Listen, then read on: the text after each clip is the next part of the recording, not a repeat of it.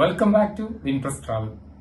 USS പരീക്ഷയ്ക്ക് തയ്യാറെടുക്കുന്ന പ്രിയ വിദ്യാർത്ഥികൾക്ക് ഒരിക്കൽ കൂടി വിൻപ്രസ് ട്രാവൽ മുന്നോട്ട് വെക്കുന്ന വീഡിയോ സീരീസിലേക്ക് സ്വാഗതം. ഇന്നത്തെ നമ്മുടെ വീഡിയോ പ്രധാനമായും അനലൈസ് ചെയ്യാൻ പോകുന്നത് 7ാം ക്ലാസ്സിലെ സോഷ്യൽ സയൻസ് വിഷയവുമായി ബന്ധപ്പെട്ട് രണ്ടാമത്തെ അധ്യായമാണ്. നമ്മുടെ ആദ്യ അധ്യായം ഒരു വീഡിയോയിൽ കൃത്യമായി നമ്മൾ ആ ഒരു അധ്യായത്തിൽ നിന്ന് ചോദിക്കാൻ സാധ്യതയുള്ള മുഴുവൻ ചോദ്യങ്ങളെയും കുട്ടികളിലേക്ക് പരീക്ഷ അടിസ്ഥാനമാക്കി എത്തിക്കാൻ ശ്രമിച്ചു. എല്ലാവരും വീഡിയോ കണ്ടിട്ടുണ്ടാവും വിചാരിക്കുന്നു. കാണാത്തവരാരെങ്കിലും ഉണ്ടെങ്കിൽ ഈ വീഡിയോയുടെ ഐ ബട്ടൺ അതുപോലെ തന്നെ ഡിസ്ക്രിപ്ഷൻ കമന്റ് നോക്കിക്കൊണ്ട് ആ വീഡിയോ കാണാൻ പ്രത്യേകം ശ്രദ്ധിക്കുക. ഇന്നത്തെ വീഡിയോയിൽ പ്രധാനമായും സോഷ്യൽ സയൻസിലെ രണ്ടാമത്തെ അധ്യായം മധ്യകാല ഇന്ത്യ സാംസ്കാരിക പ്രസ്ഥാനങ്ങൾ, ഈ അധ്യായവുമായി ബന്ധപ്പെട്ട് USS പോലുള്ള മത്സര പരീക്ഷയ്ക്ക് ചോദിക്കാൻ സാധ്യതയുള്ള പരമാവധി ചോദ്യങ്ങളെ അതിന്റെ ഉത്തരങ്ങളെയും വിദ്യാർത്ഥികൾക്കായി പരിചയപ്പെടുത്തുക എന്നതാണ് ഉദ്ദേശിക്കുന്നത്. നമുക്ക് വീഡിയോയിലേക്ക് നീങ്ങാം. പ്രിയ വിദ്യാർത്ഥികൾ, വീഡിയോ മുഴുവനായി കാണാനും നിങ്ങളുടെ സുഹൃത്തുക്കളിലേക്ക് എത്തിക്കാനും പ്രത്യേകം ശ്രദ്ധിക്കുക. അതോടൊപ്പം നിങ്ങളുടെ അഭിപ്രായങ്ങൾ കമന്റ് രൂപത്തിൽ അറിയിക്കാനും പ്രത്യേകം ശ്രദ്ധ കൊടുക്കണം. നമുക്ക് രണ്ടാമത്തെ അധ്യായത്തിലെ പ്രധാന ചോദ്യങ്ങളും പ്രധാന ഉത്തരങ്ങളും ഏതൊക്കെയാണെന്ന് നോക്കാം. അതിനു മുൻപായിട്ട് ആദ്യം ഈ അധ്യായത്തിൽ എന്തെല്ലാം കാര്യങ്ങളാണ് പ്രധാനമായും ഒരു വിദ്യാർത്ഥി അറിഞ്ഞിരിക്കേണ്ടത്, ആ കാര്യങ്ങളെക്കുറിച്ച് ആദ്യം നമുക്ക് മനസ്സിലാക്കാം. 7ാം ക്ലാസ്സിലെ സോഷ്യൽ സയൻസ് വിഷയത്തിലെ രണ്ടാമത്തെ അധ്യായമായ മധ്യകാല ഇന്ത്യ സാംസ്കാരിക പ്രസ്ഥാനങ്ങൾ, ഇവിടെ പ്രധാനമായും 2 പോയിന്റ് അടിസ്ഥാനമാക്കിയാണ് ഈ ചാപ്റ്റർ മുന്നോട്ട് പോകുന്നത്. ഈ 2 കാര്യങ്ങളെക്കുറിച്ച് വിദ്യാർത്ഥികൾ കൃത്യമായി പുസ്തകം വായിച്ച് മനസ്സിലാക്കുക എന്നതാണ്. ഇതിൽ ഒന്ന്, ഭക്തി പ്രസ്ഥാനം. മധ്യകാല ഇന്ത്യയിൽ രൂപം കൊണ്ട പ്രധാന സാംസ്കാരിക പ്രസ്ഥാനങ്ങളിൽ ഒന്നായിരുന്നു ഭക്തി പ്രസ്ഥാനം. അതോടൊപ്പം സൂഫി പ്രസ്ഥാനം. ഈ 2 പ്രസ്ഥാനങ്ങളുമായി ബന്ധപ്പെട്ട് നിരവധി പോയിന്റുകളാണ് ഈ ചാപ്റ്റർ മുന്നോട്ട് വെക്കുന്നത്. അതിൽ പ്രധാനമായിട്ടും ഒന്ന്, ഭക്തി പ്രസ്ഥാനം ദക്ഷിണേന്ത്യയിൽ ഏതെല്ലാം രീതിയിലാണ് വ്യാപിച്ചത്, അത് സംബന്ധമായിട്ടുള്ള കാര്യങ്ങളാണ്. അതുപോലെ ഭക്തി പ്രസ്ഥാനത്തിന്റെ പ്രധാന പ്രചാരകർ, അതിന്റെ ഭാഗമായി നിന്ന വ്യക്തികൾ ആരൊക്കെയാണ്, ഭക്തി പ്രസ്ഥാനത്തിൽ സ്ത്രീകളുടെ സാന്നിധ്യം എങ്ങനെയായിരുന്നു, ഇത്തരം കാര്യങ്ങൾ അവിടെ പ്രധാനമായും നമ്മൾ ഫോക്കസ് ചെയ്യേണ്ടതാണ്. അതുപോലെ തന്നെ ഭക്തി പ്രസ്ഥാനത്തിന്റെ ഫലങ്ങൾ എന്തെല്ലാമായിരുന്നു, ആ ഒരു പ്രസ്ഥാനം രൂപം കൊണ്ടതിന്റെ ഭാഗമായി നമ്മുടെ രാജ്യത്ത് ഉണ്ടായ ഫലങ്ങൾ എന്തെല്ലാമാണ്. അതോടൊപ്പം തന്നെ ഈ പ്രസ്ഥാനങ്ങളുടെയൊക്കെ ഭാഗമായിക്കൊണ്ട് പ്രാദേശിക ഭാഷകൾക്കുണ്ടായ വളർച്ച എങ്ങനെയായിരുന്നു, ഇതും ഒരു പ്രധാന പോയിന്റാണ്. അതുപോലെ ഇന്ത്യൻ സാംസ്കാരിക രംഗത്ത് ഭക്തി പ്രസ്ഥാനമാണെങ്കിലും സൂഫി പ്രസ്ഥാനമാണെങ്കിലും ഇവരുടെ ഒരു സ്വാധീനം എത്രത്തോളം ഉണ്ടായിരുന്നു. ഇങ്ങനെ ഭക്തി പ്രസ്ഥാനം, സൂഫി പ്രസ്ഥാനം, ഇതുമായി ബന്ധപ്പെട്ട പ്രചാരകർ, ഇതിന്റെ ഫലങ്ങൾ, ഇതിന്റെ സ്വാധീനം, ഇതുമായി ബന്ധപ്പെട്ട് നിൽക്കുന്ന സ്ത്രീ സാന്നിധ്യങ്ങൾ തുടങ്ങിയ കാര്യങ്ങളാണ് ഈ അധ്യായം പ്രധാനമായും മുന്നോട്ട് വെക്കുന്നത്. ഇനി ഇവ അടിസ്ഥാനമാക്കിയുള്ള ഒരു 50ഓളം ചോദ്യങ്ങൾ, അതിന്റെ ഉത്തരങ്ങളും നമുക്ക് എന്ത് ചെയ്യാം, ഡിസ്കസ് ചെയ്യാം. വിദ്യാർത്ഥികൾ ശ്രദ്ധിക്കേണ്ടത്, നമ്മുടെ ടെക്സ്റ്റ് ബുക്ക് കൃത്യമായി വായിച്ച് മനസ്സിലാക്കി ഈ പറഞ്ഞ ഭക്തി പ്രസ്ഥാനമാണെങ്കിലും അതുപോലെ സൂഫി പ്രസ്ഥാനമാണെങ്കിലും ഇത് സംബന്ധമായ പ്രധാന കാര്യങ്ങളെക്കുറിച്ചുള്ള ഒരു ധാരണ എപ്പോഴും കുട്ടികൾ എന്ത് ചെയ്യണം, മനസ്സിലാക്കിയെടുക്കുവാൻ പ്രത്യേകം ഓരോ വിദ്യാർത്ഥിയും ശ്രദ്ധ കൊടുക്കണം. ഇവിടുത്തെ ചോദ്യങ്ങൾ 1 by 1 ചോദ്യങ്ങളായി നമുക്ക് എന്ത് ചെയ്യാം, പരിചയപ്പെടാം. ആദ്യത്തെ ഒരു ചോദ്യം നോക്കാം. 9ാം നൂറ്റാണ്ടിൽ കേരളത്തിൽ ജീവിച്ചിരുന്ന കുലശേഖര ആഴ്വാർ രചിച്ച കൃതിയുടെ പേരെന്താണ്? 9ാം നൂറ്റാണ്ടിൽ കേരളത്തിൽ ജീവിച്ചിരുന്ന കുലശേഖര ആഴ്വാർ രചിച്ച കൃതിയാണ് പെരുമാൾ തിരുമൊഴി. പരീക്ഷയ്ക്ക് സ്ഥിരമായി ചോദിക്കാവുന്ന ചോദ്യങ്ങളിൽപ്പെട്ട ഒരു ചോദ്യം തന്നെയാണ്. വലിയ പ്രാധാന്യത്തോടു കൂടി ഓരോ ചോദ്യങ്ങളെയും മനസ്സിലാക്കി അതിന്റെ ഉത്തരങ്ങളെ കൃത്യമായി കുട്ടികൾ എന്ത് ചെയ്യുക, എഴുതിയെടുത്ത് പഠിക്കാൻ തന്നെ ശ്രദ്ധിക്കുക. രണ്ടാമത്തെ ചോദ്യം, ദക്ഷിണേന്ത്യൻ ഭക്തി പ്രസ്ഥാനം ഒരു ജനകീയ പ്രസ്ഥാനമായി രൂപം കൊണ്ടത് എവിടെയാണ്?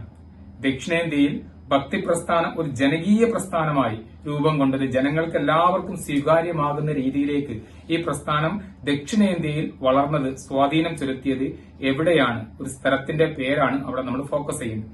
ആൻസർ വരുന്നത് തമിഴ്നാടിന്റെ ഭാഗമായിട്ടാണ്. അടുത്ത ചോദ്യം, ജാതി, ലിംഗവിവേചനം എന്നിവ പരിഗണിക്കാതെ എല്ലാവർക്കും ചർച്ചകളിൽ പങ്കെടുക്കുവാൻ അവസരം ലഭിച്ച ചർച്ചാവേദി ഏതാണ്? ഉത്തരം വരുന്നത് അനുഭവ മണ്ഡപം. അടുത്ത ചോദ്യം, 12ാം നൂറ്റാണ്ടിൽ കന്നഡ ദേശത്ത് ജീവിച്ചിരുന്ന കവി ആരാണ്? 12ാം നൂറ്റാണ്ടിൽ കന്നഡ ദേശത്ത് കർണാടക ഉൾപ്പെടുന്ന ആ ഒരു മണ്ണിൽ ജീവിച്ചിരുന്ന പ്രധാന കവി ആരാണെന്ന് ചോദിച്ചാൽ ബാസവണ്ണ എന്ന് പറയുന്ന വ്യക്തിയാണ്. അടുത്ത ചോദ്യം, മനുഷ്യ സ്നേഹവും സമത്വവും ഉയർത്തിക്കാട്ടിയ ബാസവണ്ണയുടെ സന്ദേശങ്ങൾ ഏതെല്ലാം? എക്സാമിന് ഒരു പക്ഷേ ധാരാളം സന്ദേശങ്ങൾ നൽകിക്കൊണ്ട് ഇതിൽ ബാസവണ്ണയുടെ സന്ദേശം ഏതാണ് എന്നൊക്കെ ചോദിച്ചേക്കാം. അപ്പോ കൃത്യമായി അദ്ദേഹത്തിന്റെ സന്ദേശങ്ങളെ വിദ്യാർത്ഥികൾ മനസ്സിലാക്കിയെടുക്കുക എന്നതാണ്. 1. ചിന്തയും പ്രവൃത്തിയും നന്നായാൽ രാഷ്ട്രം ഉയർച്ച നേടും. ഏതു ജാതിയിൽപ്പെട്ടവരായാലും മനുഷ്യർക്കെല്ലാം അവകാശങ്ങൾ തുല്യമാണ്. ഈശ്വര ആരാധനയ്ക്ക് ഇടനിലക്കാർ ആവശ്യമില്ല. പുനർജന്മം ഇല്ല. ഈ ജന്മം ധന്യമാക്കി ജീവിക്കുക. ഇതായിരുന്നു ബാസവണ്ണയുടെ പ്രധാനപ്പെട്ട സന്ദേശങ്ങൾ. നോക്കാം അടുത്ത ചോദ്യം. ഭക്തി പ്രസ്ഥാനത്തിലെ പ്രധാന കവികൾ ആരൊക്കെയാണ്? ഭക്തി പ്രസ്ഥാനത്തിന്റെ ഭാഗമായ പ്രധാന കവികളായി കണക്കാക്കുന്നത് 1. വിഷ്ണു ഭക്തർ, ശിവഭക്തർ, കുലശേഖര ആഴ്വാർ, അതുപോലെ തന്നെ കാരക്കൽ അമ്മ തുടങ്ങിയവരാണ് ഭക്തി പ്രസ്ഥാനത്തിന്റെ ഭാഗമായ ഏറ്റവും സുപ്രധാനപ്പെട്ട കവികളായി കണക്കാക്കുന്നത്. അടുത്ത ചോദ്യം, കബീർ എഴുതുന്ന കീർത്തനങ്ങൾ എന്ത് പേരിലാണ് അറിയപ്പെട്ടിരുന്നത്? കബീർ എഴുതിയ കീർത്തനങ്ങളെല്ലാം അറിയപ്പെട്ടിരുന്നത് ദോഹകൾ എന്ന പേരിലാണ്. മറ്റൊരു ചോദ്യം നോക്കാം. ഒരേ മണ്ണുകൊണ്ടുണ്ടാക്കിയ 2 പാത്രങ്ങളാണ് ഹിന്ദുവും മുസൽമാനും എന്ന് പ്രസ്താവിച്ച വ്യക്തി ആരായിരുന്നു? ഒരേ മണ്ണുകൊണ്ടുണ്ടാക്കിയ 2 പാത്രങ്ങളാണ് ഹിന്ദുവും മുസ്ലിമും എന്നുള്ള ആ ഒരു പ്രസ്താവന മുന്നോട്ട് വെച്ച വ്യക്തി കബീർ എന്ന് പറയുന്ന വ്യക്തിയാണ്. ഗുരു നാനാക്ക് ജനിച്ചത് എവിടെയാണ്? ഗുരുനാനാക്ക് ജനിച്ചത് പഞ്ചാബിലെ ഷെയ്ഖ്പുരിയിലെ താഴ്വണ്ടി എന്ന് പറയുന്ന ഗ്രാമത്താണ്. ഏകദൈവം എന്ന സന്ദേശം ജനങ്ങളിലേക്ക് വളരെ ആഴത്തിൽ എത്തിക്കാൻ ശ്രമിച്ച ഒരു വ്യക്തി ആരായിരുന്നു? ഈ കാലഘട്ടത്തിൽ ഏകദൈവം എന്ന സന്ദേശം ജനങ്ങളിലേക്ക് എത്തിക്കാൻ ശ്രമിച്ച പ്രധാന വ്യക്തികളിൽ ഒരാളായിരുന്നു ഗുരുനാനാക്ക്. ഗുരുനാനാക്ക് രചിച്ച പ്രാർത്ഥനാ ഗാനം ഏതാണ്? ഗുരുനാനാക്ക് രചിച്ച പ്രാർത്ഥനാ ഗാനം ഷബാദ് എന്ന പേരിൽ അറിയപ്പെടുന്നു. ജീവിത സൗകര്യങ്ങളെല്ലാം ഉപേക്ഷിച്ച് കൃഷ്ണഭക്തിയിൽ മുഴുകി ജീവിച്ചിരുന്ന രജപുത്ര രാജകുമാരി ആരായിരുന്നു? ഈ കാലഘട്ടത്തിൽ ജീവിതത്തിൽ ലഭ്യമായിട്ടുള്ള എല്ലാ സൗകര്യങ്ങളും ഉപേക്ഷിച്ച് കൃഷ്ണ ഭക്തിയിൽ മുഴുകി ജീവിച്ചിരുന്ന രജപുത്ര രാജകുമാരി എന്നറിയപ്പെടുന്നത് മീരാഭായ്. ഭക്തി പ്രസ്ഥാനം രൂപം കൊണ്ടതിന്റെ പ്രധാന ലക്ഷ്യം എന്തായിരുന്നു? ഇതാണ് മറ്റൊരു ചോദ്യം. ഭക്തി പ്രസ്ഥാനം രൂപം കൊണ്ടതിന്റെ പ്രധാന ലക്ഷ്യം സംഗീതത്തിലൂടെയും ഭക്തിയിലൂടെയും ഇഷ്ടദൈവത്തിന് സ്വയം സമർപ്പിക്കുക. ഇതായിരുന്നു ഭക്തി പ്രസ്ഥാനത്തിന്റെ പ്രധാന ലക്ഷ്യങ്ങളിൽ ഒന്ന്. ഭക്തി പ്രസ്ഥാനത്തിലെ ഭൂരിപക്ഷം ഭക്ത കവികളും ഏത് വിഭാഗത്തിൽപ്പെട്ട ആളുകളായിരുന്നു?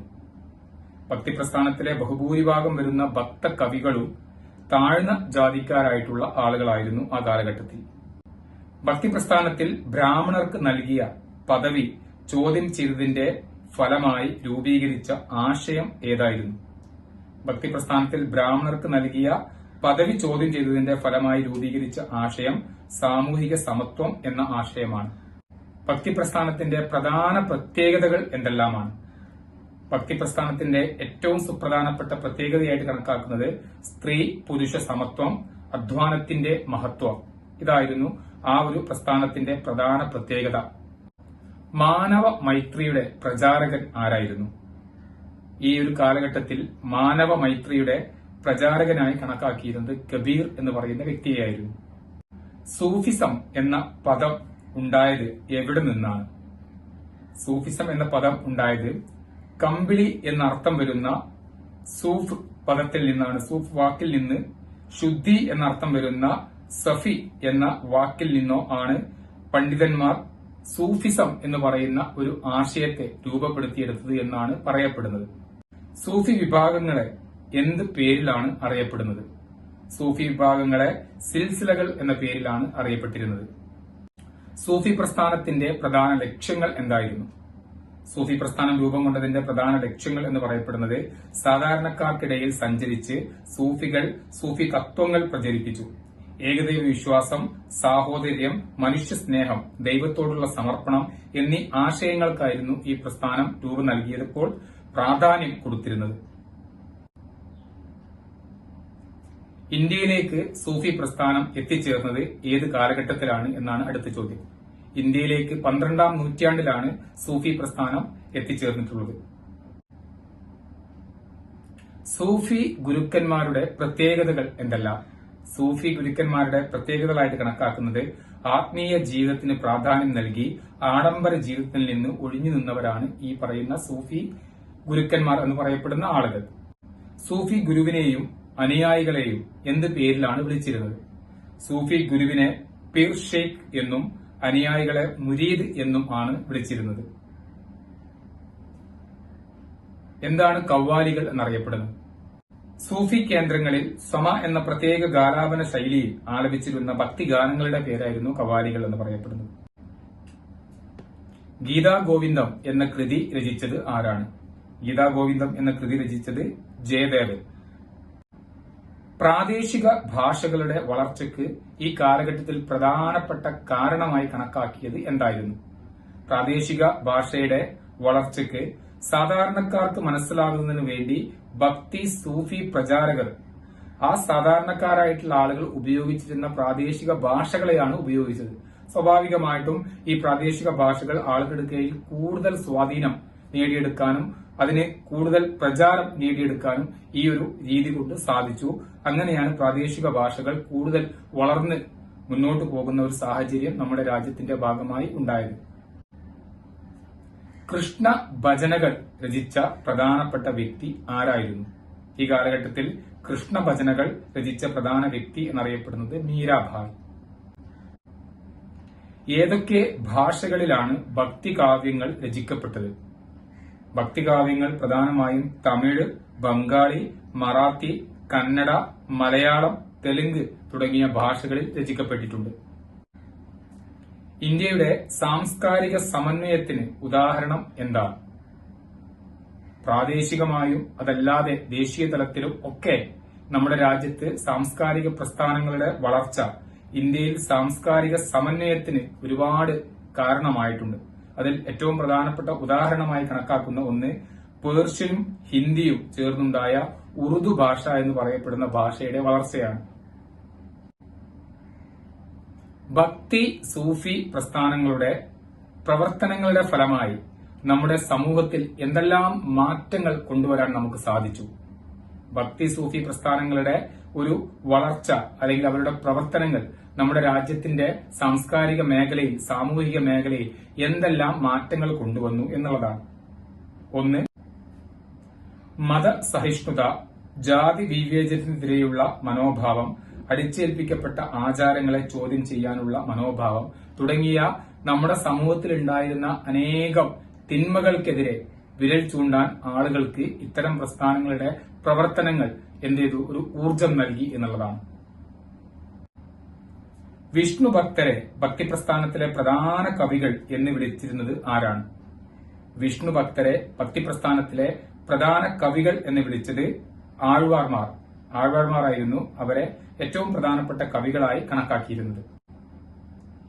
കന്നഡ ദേശത്തെ മനുഷ്യസ്നേഹി എന്നറിയപ്പെട്ടത് ആരാണ്? കന്നഡ ദേശത്തെ മനുഷ്യസ്നേഹിയായി കണക്കാക്കിയിരുന്നത് ബാസവണ്ണ. ആരാണ് സൂഫി സന്യാസി?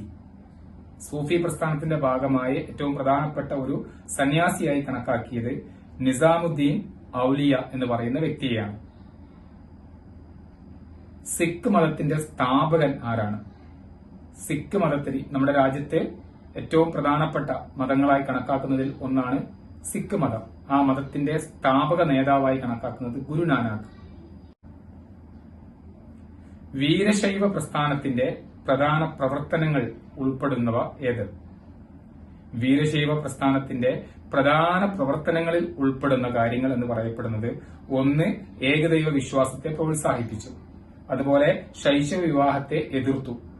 വിധവ പുനർവിവാഹത്തെ പ്രോത്സാഹിപ്പിച്ചു. സാമൂഹികമായി ധാരാളം മുന്നേറ്റങ്ങൾ ഉണ്ടാക്കാൻ സാധിക്കുന്ന അന്നത്തെ ഒരുപാട് തിന്മകളെ എതിർത്തുകൊണ്ട് മുന്നോട്ട് പോവാൻ വീരശൈവ പ്രസ്ഥാനത്തിന് സാധിച്ചു എന്നതാണ് നമുക്ക് മനസ്സിലാക്കാൻ സാധിക്കുന്നത്. ചിന്തയും പ്രവൃത്തിയും നന്നായാൽ രാഷ്ട്രം ഉയർച്ച നേടും. ആരുടെ സന്ദേശമാണിത്? ബാസവണ്ണ. ഉറുദു ഭാഷയിലെ ഏറ്റവും പ്രസിദ്ധനായ ഒരു എഴുത്തുകാരൻ ഈ കാലഘട്ടത്തിൽ ആരായിരുന്നു? അതിന്റെ ആൻസർ വരുന്നത് അമീർ ഖുസ്രു എന്ന് പറയുന്ന വ്യക്തിയാണ്. ഗുരുനാനാക്കിന്റെ ജന്മസ്ഥലം എവിടെയാണ്? ഗുരുനാനാക്കിന്റെ ജന്മസ്ഥലമായി കണക്കാക്കുന്നത് തൽവണ്ടി. ദൈവത്തോടുള്ള സ്നേഹവും സമർപ്പണവും എന്ന തത്വത്തിന് പ്രാധാന്യം കൊടുത്ത പ്രസ്ഥാനം ഏതാണ്? ദൈവത്തോടുള്ള സ്നേഹവും സമർപ്പണവും എന്ന തത്വത്തിന് പ്രാധാന്യം കൊടുത്തിരുന്നത് ഭക്തി പ്രസ്ഥാനമാണ്. പെരുമാൾ തിരുമൊഴി ഇത് ആരുടെ കൃതിയാണ്? പെരുമാൾ തിരുമൊഴി എന്നറിയപ്പെടുന്നത് കുലശേഖര ആഴ്വാറുടെ പ്രധാനപ്പെട്ട കൃതികളിൽ ഒന്നാണ്. ഭക്തിപ്രസ്ഥാനത്തിലെ പ്രധാന കവികളിൽ പെടാത്തവർ ആരാണ്? ഭക്തിപ്രസ്ഥാനത്തിലെ പ്രധാന കവികളിൽ പെടാത്തതായി കണക്കാക്കുന്നത് ബാസവണ്ണ. തിരുമുറൈകൾ എന്നറിയപ്പെടുന്നത് എന്താണ്? തിരുമുറൈകൾ എന്നറിയപ്പെടുന്നത് നായനാന്മാരുടെ രചനകളെയാണ് തിരുമുറൈകൾ എന്നറിയപ്പെടുന്നത്. മർദാന എന്ന മുസ്ലിം ശിഷ്യനുമൊത്ത് തന്റെ ചിന്തകൾ പ്രചരിപ്പിക്കാൻ ഇന്ത്യക്കകത്തും പുറത്തും യാത്ര നടത്തിയത് ആരായിരുന്നു? ഗുരുനാനാക്ക്. സുൽത്താൻ ഭരണകാലഘട്ടത്തിൽ അജ്മീറിൽ ജീവിച്ചിരുന്ന പ്രസിദ്ധനായ സൂഫി സന്യാസി ആരായിരുന്നു?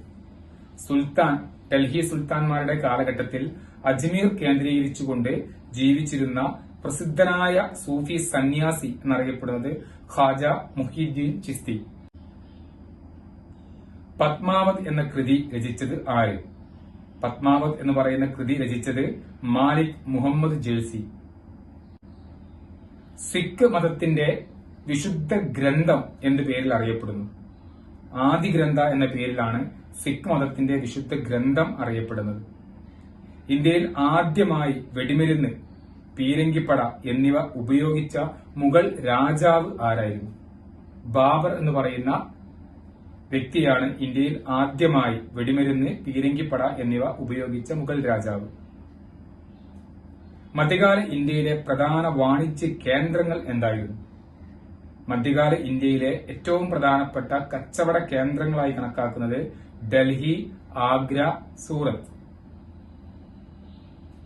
മുഗൾ സാമ്രാജ്യം ഏറ്റവും വിസ്തൃതി പ്രാപിച്ചത് ആരുടെ ഭരണകാലഘട്ടത്തിലാണ്?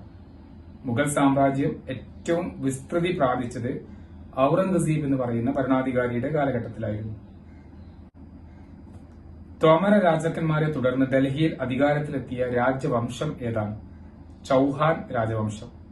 പ്രിയ വിദ്യാർത്ഥികളെ, സോഷ്യൽ സയൻസിലെ 7ാം ക്ലാസ്സിലെ 2ാമത്തെ അധ്യായമായ മധ്യകാല ഇന്ത്യ, സാംസ്കാരിക പ്രസ്ഥാനങ്ങൾ, ഈ അധ്യായത്തിൽ പ്രധാനമായും നമ്മൾ തുടക്കം പറഞ്ഞതുപോലെ 2 പ്രധാന പോയിന്റുകൾ അടിസ്ഥാനമാക്കിയാണ് ചാപ്റ്റർ മുന്നോട്ട് പോകുന്നത്.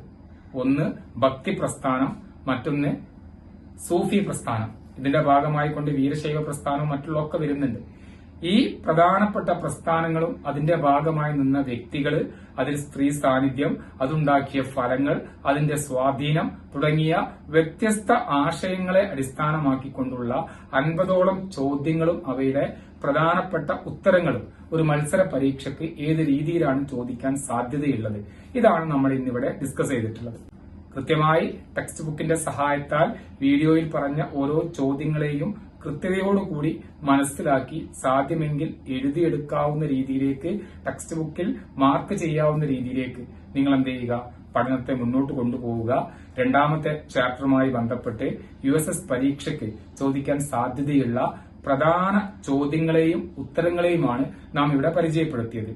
1ാമത്തെ ചാപ്റ്റർ നമ്മൾ ഓൾറെഡി ഡിസ്കസ് ചെയ്തിട്ടുണ്ട്. വീഡിയോ കാണാത്തവരുണ്ടെങ്കിൽ നിർബന്ധമായും വീഡിയോ കാണുക, നിങ്ങളുടെ അഭിപ്രായങ്ങൾ പങ്കുവെക്കുക.